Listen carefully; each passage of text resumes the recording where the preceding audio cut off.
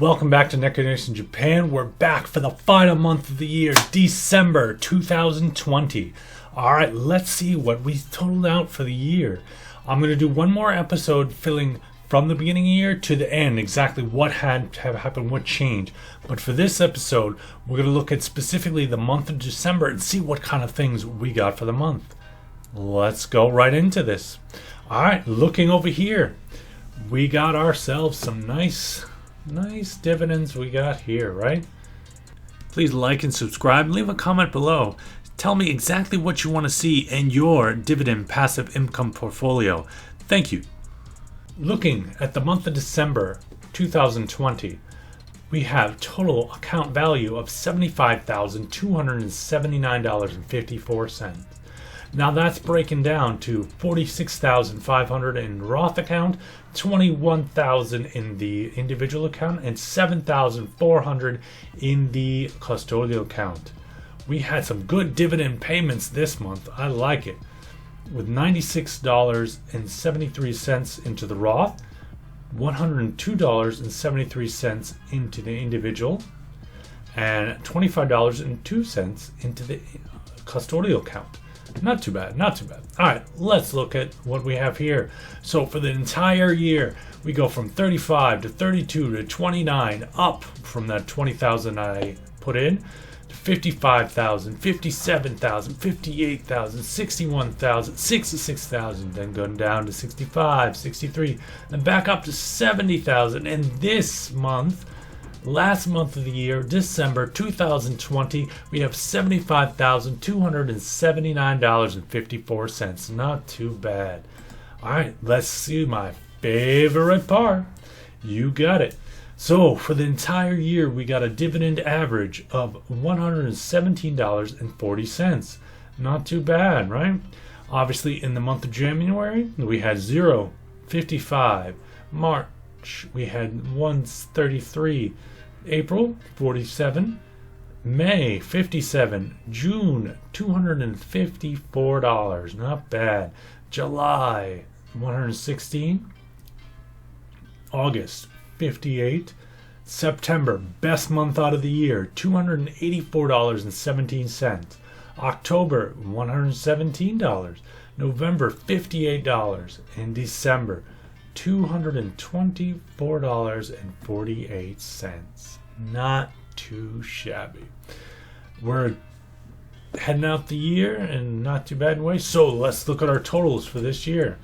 In total, we have 319 for 2017, 407 for 2018, 652 for 2019, and this year in 2020, my best year ever, obviously, $1,408.77. Not bad at all. I like it. I can't wait to see what starts going next year either. I got more things in the works I'd like to share with you. Alright, as we know here, we have all pretty much the same. Then for our individual account, we have our first new acquisition, MAC. They are a real estate investment company. Just REITs. I found them really nice. They're a really good position. So I said, okay, I'll put $500 in it. A little under that now and see what goes. I really like it and I'll look forward to it. All the REITs seem to be getting kind of beaten down lately. So I was like, all right, I'll try it out, see what happens. And our final and custodial account, everything's looking good. All right, this is what everybody's here for. We have AT&T, Apple, Coca-Cola, one share there, not too bad. Corvitia, our nice seed manufacturer, all kinds of agriculture products. 0.2 shares, not too bad. Dow Chemical, we go to about a share there. I can live with that. DuPont Nemours, 4 shares, almost a half share, not too bad. So Exxon, we have about half a share there. Johnson & Johnson, I keep saying it, I got to build it up, and I still got to build it up. And I'm probably still say that for a long time to come. Johnson & Johnson, but 0.1 shares there. McDonald's, less than 0.1. 0.05, it's kind of pathetic, but what you going to do? 0.05 for Microsoft, Procter & Gamble, we saw that last time.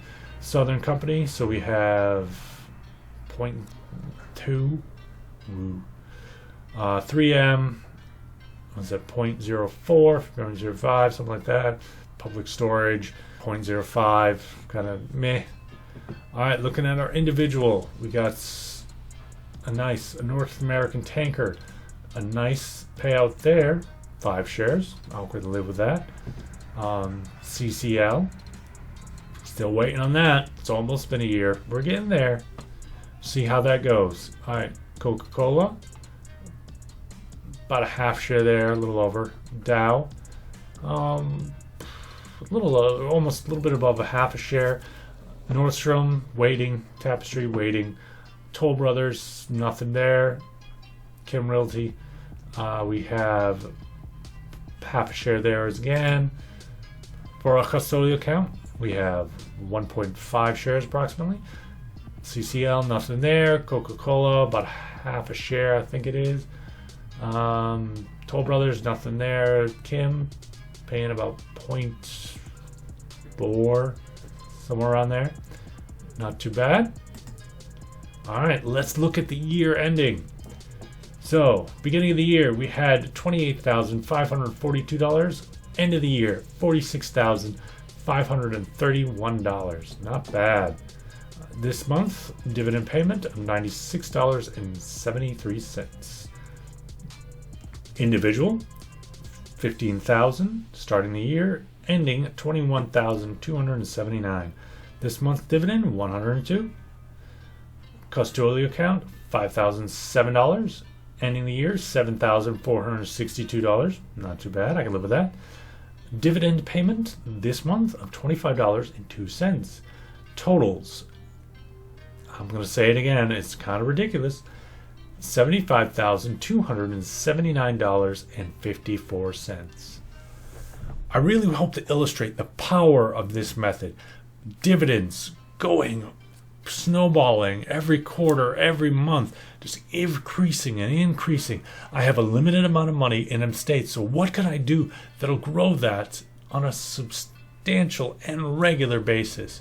Obviously, growth stocks have been huge this year, which I love. But things get overvalued and they drop in price, right? And then what do? You have nothing. You get no growth in bear markets, right? So you move to your dividends. But what happens if you just compound them all the time?